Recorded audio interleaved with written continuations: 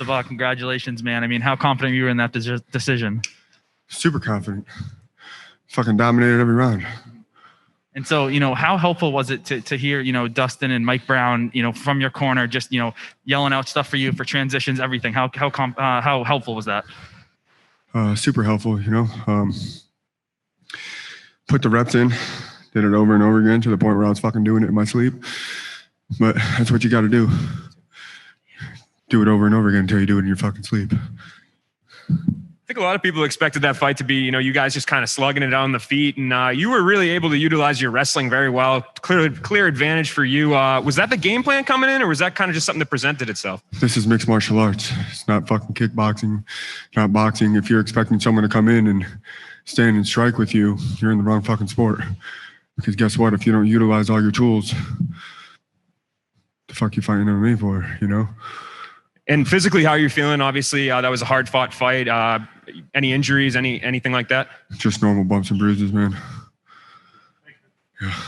Congratulations on the win. I just got to ask, with the tragedy that happened in Lebanon and you having a Lebanese background, how does it feel that you got to win, not only for yourself, but also for country pride? I'm sorry, I really couldn't hear most of that question. Sorry. Well, with the recent tragedy that happened in Lebanon and you having a Lebanese background, I'm just curious to know, how does it feel that you got to win, not only representing your background, but it wasn't just a win for yourself, but also for your background? Yeah, man, this was for all the people in Lebanon. This victory was for you.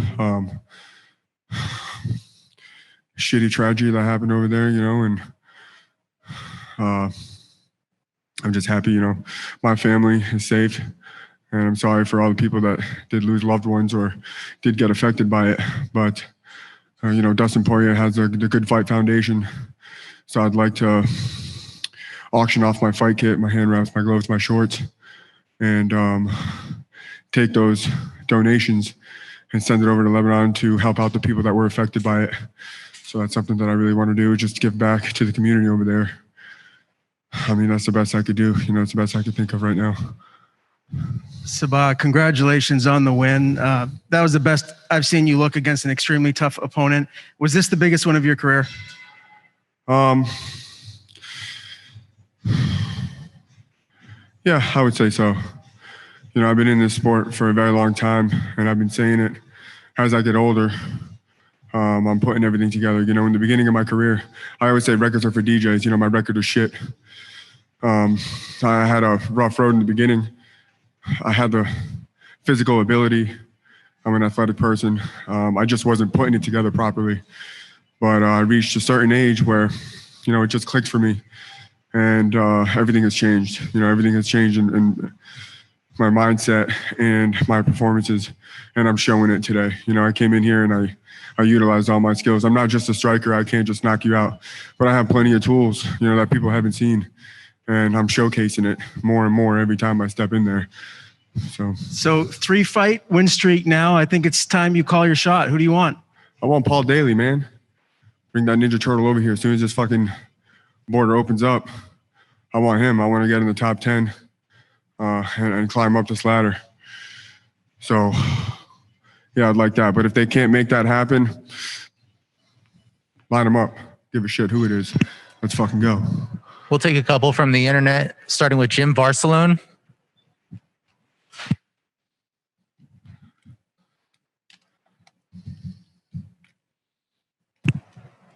Jim, your line is live.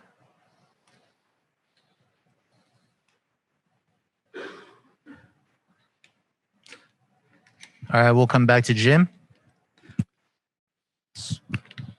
John Polai, your line is live.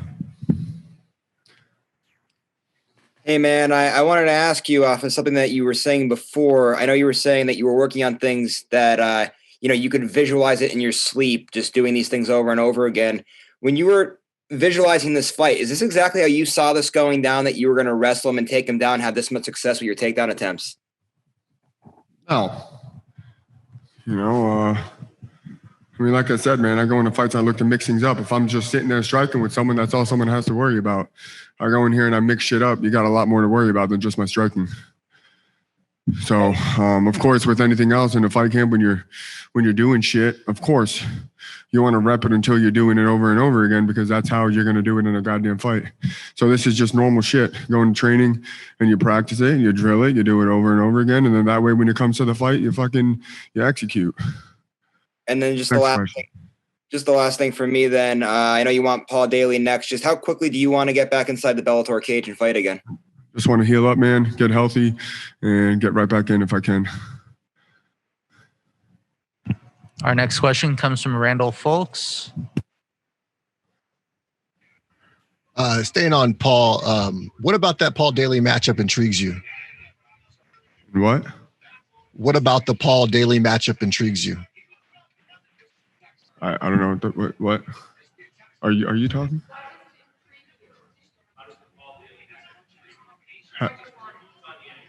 How does it intrigue me? He has my fucking top 10 spot. That's how it intrigues me. That's what I want. So anyone in the top 10 next is pretty much what you want? Anybody, yeah.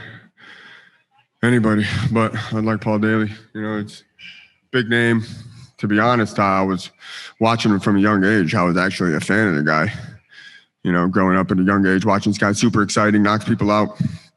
And now I'm hearing he's here, so that would be cool for me to fight him. Excellent performance, man. Can't wait to see you again. Awesome. All right, we'll go to Kevin Varghese. Hey, Sabah, congrats on the win. One question is, during the fight, Millender working off his back, were you at all feeling in trouble when he attempted his submissions, or were you calm and collected? I was calm and collected. He attempted 2 chokes. Seemed pretty tight, but I got out. Also, he managed to, for a second, reverse and take your back for a second. What led to that mistake almost? Take my back? When the fuck did he take my back? Like when you were controlling his back and it flipped off, and then you were on a full guard.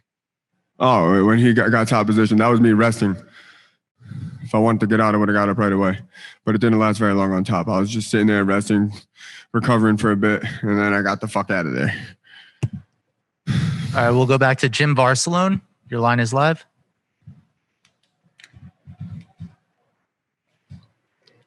Can you guys hear me okay? Yes, we can. All right, great. Hey, congratulations. I just wanted to know a little bit about your training in American Top Team and just dealing with everything tonight. If there was anything to deal with no crowd and just a different feel out there tonight. No, I liked it. Crowd or no crowd. I liked it tonight, no crowd. I was able to hear my cornermen, and that's what's important. So, of course, I like the crowd there. You know, you get the energy and the momentum off the crowd. But tonight was perfect. I liked it. I enjoyed it. And then what about ATT and just what that whole camp and those guys have meant to you? Man, ATT is everything, to me. I've been with him since I was 18, 19 years old.